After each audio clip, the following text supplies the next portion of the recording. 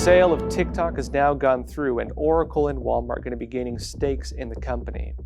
In the United States, meanwhile, following the death of Supreme Court Justice Ruth Bader Ginsburg, Democrats are threatening that if the Trump administration fills her vacant seat ahead of the November elections, they will expand the Supreme Court and pack it with their own judges. I'll be going into this. And Japan has a new leader stepping in, and this is raising questions of whether there will be changes in Japan's recent shift towards the United States over China. I'll be taking an in-depth look into this. Welcome back, everyone. First off, some breaking news. The sale of TikTok has gone through. This means people will still be able to download and use the app.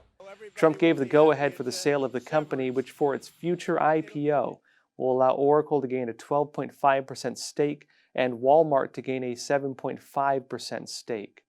Now, going forward, 4 of the 5 members of the board of directors for TikTok Global will be Americans, among whom will be Walmart CEO Doug McMillon. The Chinese company that owns TikTok, ByteDance, will still have majority ownership, though. Now, this doesn't fully do away with concerns around TikTok. The CCP may still be able to spy on data from the app. Chris Kelly, former chief privacy officer at Facebook, told NPR that the ability for the Chinese government to put pressure on ByteDance is, quote, still substantial. As for the company's servers, Oracle announced on September 19th that it was chosen as TikTok's cloud technology provider. This follows a similar move taken by video conferencing app Zoom, which was criticized for sending user data to China. Now, while the move has faced some criticism, it follows similar requirements that the CCP has placed on U.S. tech companies in China. Quartz notes, for example, that under the CCP's cybersecurity law passed in 2017, technology companies are required to store personal information and important data, quote-unquote, of Chinese users in China, and the CCP forbids foreign investment in its internet data centers. Apple, as an example, stores data for its Chinese users in centers operated by AIPO Cloud Technology, which is a state-run Chinese company located in Guizhou province. Now, even before the requirement was put in place, the CCP placed tight restrictions on foreign tech companies, including requirements to hand over their source code. But even then, if the Chinese Communist Party wanted to request data on users, it still had to go through the U.S. court system. When the requirement to host data in China went into place, even for Western companies, it was criticized as a threat to human rights, given that the Chinese Communist Party arrests, tortures, and sometimes even kills people for their political and religious beliefs. And again, posting those on China can expose you to the CCP's authorities. Now, what are we seeing here with the U.S. requirements on TikTok, on WeChat? Now, the U.S. is looking for equal requirements, reciprocal access. If the United States isn't going to be allowed access to Chinese markets the same way that Chinese are allowed access to U.S. markets, then the U.S. is going to restrict them unless they change their requirements. The Trump administration is looking for equal access. Now, on this note, too, there are remaining risks when it comes to TikTok. It's still under ByteDance. ByteDance still has a majority ownership over it. And the Chinese Communist Party has different laws when it comes to how it can access data. Now, whether the CCP will fold when it comes to its data requirements, when it comes to, again, viewing what is placed on these servers, we'll have to see what happens. It means, for example, that if there are U.S. companies on the board of directors and they're able to watch what is going into the code of this app, it would be more difficult for the CCP to put backdoors into it. We'll again have to see how this plays out, though, because a lot of these big tech companies do work very closely with the Chinese Communist Party. There is a precedent for that. Many of them have followed along with it. But now that the world is watching TikTok, watching WeChat, we'll have to see how this goes. Also, tech companies have been selling user data to Chinese companies anyway. This is the other big piece of this. Now, TikTok has been criticized for possibly sending user data to China, allowing the CCP to possibly view it. What's not being talked about, though, is that most social media apps technically do the same thing. Now, how do these companies make money, right? A lot of them make money by selling your data to advertisers. And if you look at the companies allowed to access to that data, well, some of these big tech companies, including some of the big social media platforms, sell data to companies like Baidu and so on. Baidu being China's equivalent to Google. And if the CCP has requirements on data access, that means if they sell your data to these big Chinese companies, they're viewing it all the same. We'll see if the Trump administration also goes after these things as well. But again, this is a bigger issue than just TikTok and WeChat. And meanwhile, while the sale of TikTok was able to go through, another Chinese social media app, WeChat, was set to be banned from download in the United States. Right? You can no longer download these apps if it goes forward. However, this move has now been blocked by a U.S. judge under alleged concerns that banning the app would go against constitutional protections on free speech. It was blocked by U.S. Magistrate Judge Laurel Beeler, who was appointed in 2010 during the Obama administration. She serves in the Ninth Circuit in Northern California. Now, folks, as I mentioned before, I'm going to be doing more global coverage, not just focus on China now, and we're going to be doing a lot of U.S. coverage going into the elections as well. Now, in the United States, following the death of Supreme Court Justice Ruth Bader Ginsburg, Democrats are now threatening that if the Trump administration fills her vacant seat ahead of the November elections, they will expand the Supreme Court and pack it with their own judges.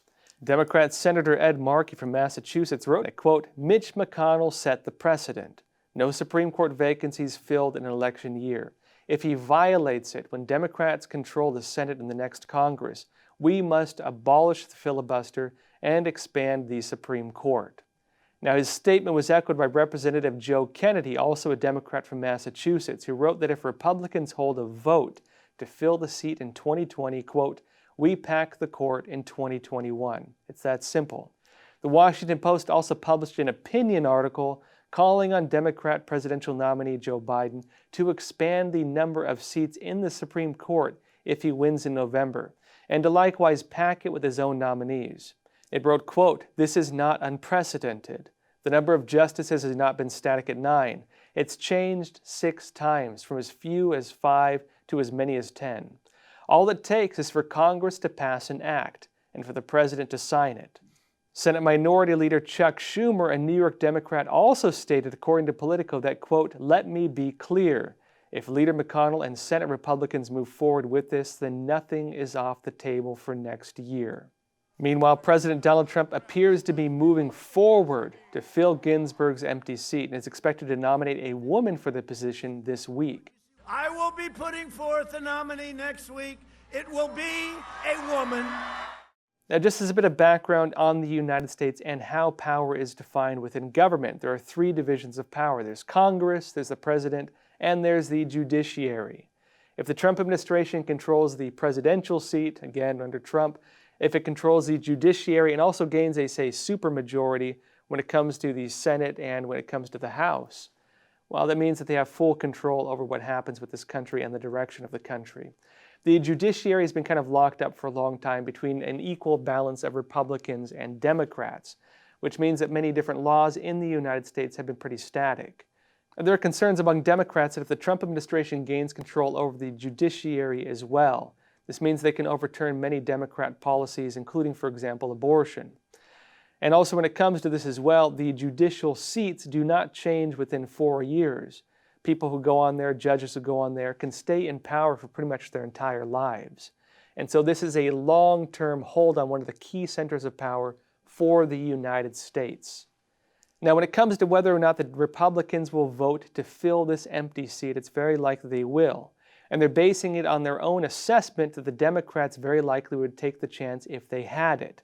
They're looking at some of the actions that Democrats have taken before, and their basic assessment is yes, if the Democrats had the same exact chance, they would take it. They would fill this seat. Now, in terms of the threat by Democrats to expand the number of seats in the Supreme Court, they can do this, and it's been done before. Lyndon B. Johnson, for example, threatened to do this if the Supreme Court did not pass his New Deal.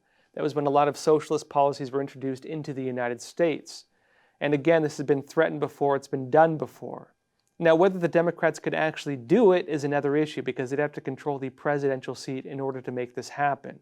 It's possible the Trump administration believes that they would not be able to do that, and so they're moving forward with it regardless.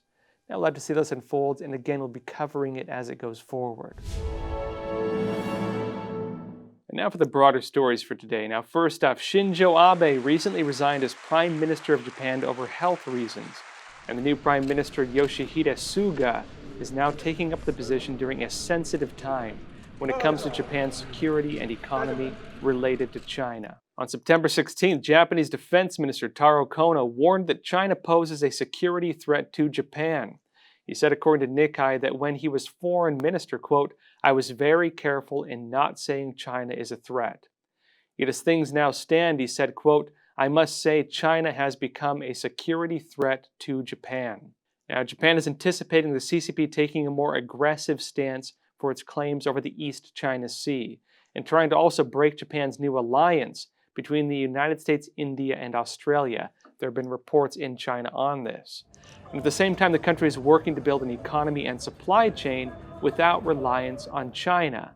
Secretary of State Mike Pompeo on September 17th urged Asian member countries to consider ending their deals with 24 Chinese businesses that were recently hit by U.S. sanctions for helping the CCP build its militarized islands in the South China Sea. And as more sanctions on Chinese companies like this are anticipated, again, Japan will be left with a decision. Does it cut these ties further? Does it further divide from China? And by doing so, does it further align with the United States? Now, Suga has signaled he does not plan to divert from the path laid down by Abe. According to Nikkei, the former chief cabinet secretary promised on September 12th that he would stand his ground against the CCP and its territorial claims. Now, in terms of Suga's administration, however, its position on the CCP is a bit more complicated.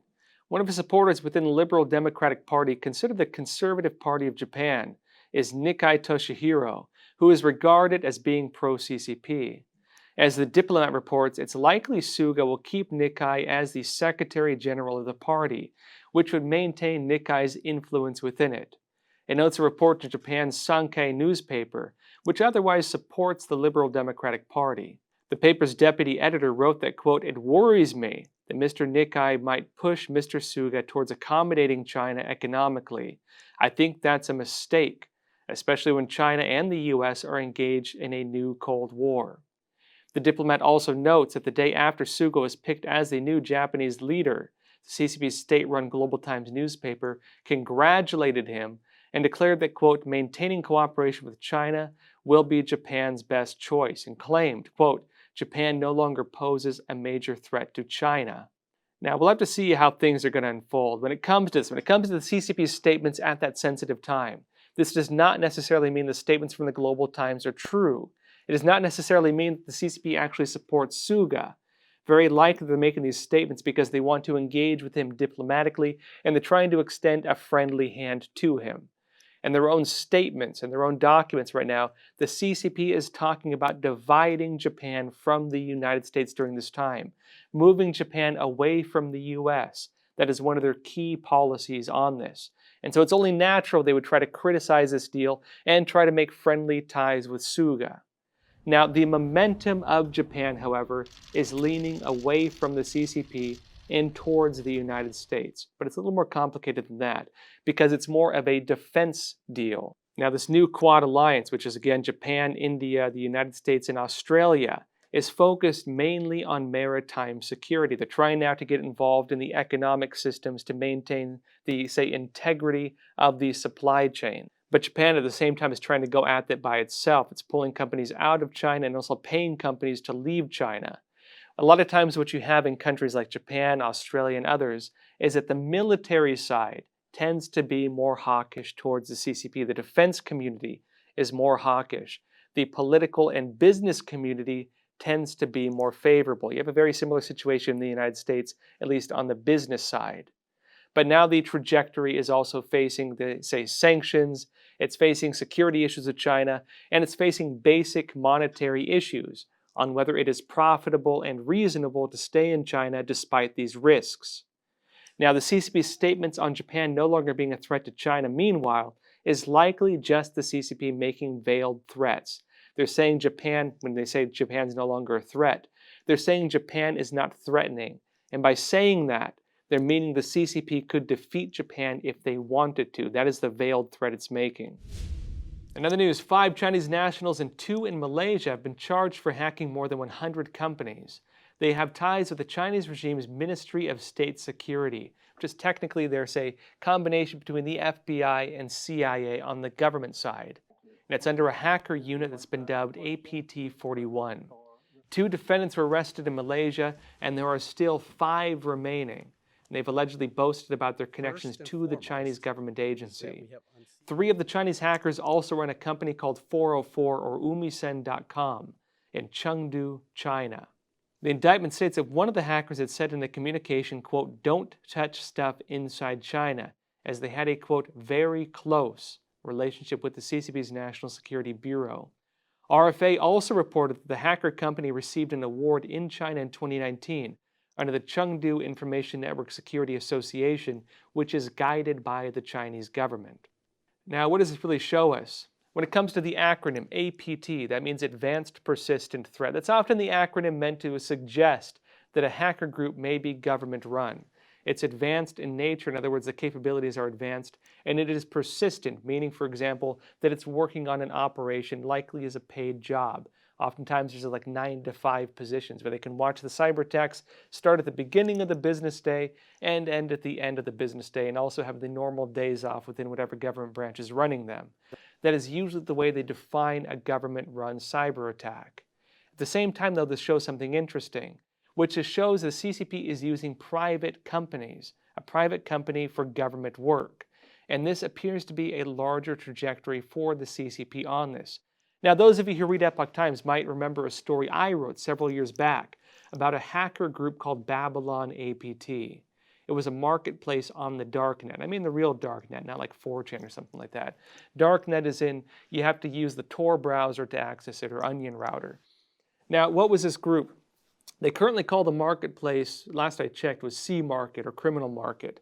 And it's a marketplace run by Chinese hackers in their free time. And what they've been doing is this. They do their government work for the CCP. They steal everything for the government, and then the leftover stuff, they go in this marketplace and sell it for their own profit. It showed a few things that were interesting. The individual provided me with information on that, also had leaked communications, and also leaked screenshots of some of the deals they were making. They were working with governments, international criminal organizations, and so on. And there was a unique part in all of this, which was that when these hackers got contracts, both from the CCP and for other operations, oftentimes, if they had too much work on their hands, they would hire mercenary hacker groups to carry out the operations. Which means there's overlap when it comes to government-run cybersecurity and hacker operations, not just running it themselves under the government branches, but also working with hacker groups in other parts of the world, for example in Brazil when it came to Babylon APT. And the important part of this is this. When it comes to the ability of different countries to track the origins of cyber attacks, oftentimes the way they identify them is by the tools used and the nature of the targets. If hacker groups are hiring hacker organizations in other parts of the world, that throws a wrench into the entire system of analysis. And so when it comes to the nature of these attacks, this throws a wrench into the entire system of analysis when it comes to tracking the origin of cyber attacks and trying to pin it on a certain country. And we see now in this example, the Chinese Communist Party appears to be doing the same thing, hiring private companies to carry out its cyber attacks. And meanwhile, in some U.S. news, the investigations of the investigators in the Trump-Russia probe are moving forward. A Senate panel has authorized subpoenas for 40 individuals involved in the Crossfire Hurricane probe. These include former FBI Director James Comey, who agreed to testify on September 30th, and also Cambridge professor and informant Stefan Halper. And as an update on the case we mentioned previously of the missing and wiped phones, emails now show the team of former special counsel Robert Mueller had the phone of former FBI agent Lisa Page, despite claiming the phone had been lost. The Mueller team is being criticized for wiping data on at least 21 phones involved in the Trump-Russia investigation before being asked to hand them over in a new investigation by the Department of Justice. The Mueller team and the Department of Justice also previously claimed that no documents show who handled Lisa Page's iPhone after she turned it in on July 14, 2017, or who deleted the phone's data 2 weeks after that. Yet as the Epoch Times reports, Justice Department documents released on September 11th show 3 officials certified Page turned over her phone, and one of them confirmed to have had her phone and her laptop. Now, with that said, folks, we're broadcasting 5 days a week, Monday through Friday. Also, if you want to support this channel, please consider supporting us on Patreon. You can find the link to our page in the description below. Also, if you haven't already, please don't forget to like and subscribe. It really helps this channel grow. And if you want to go the extra miles, I always mention, please tell a friend or family member about Crossroads. Now, with that said, please take care of yourselves, stay healthy, and stay free.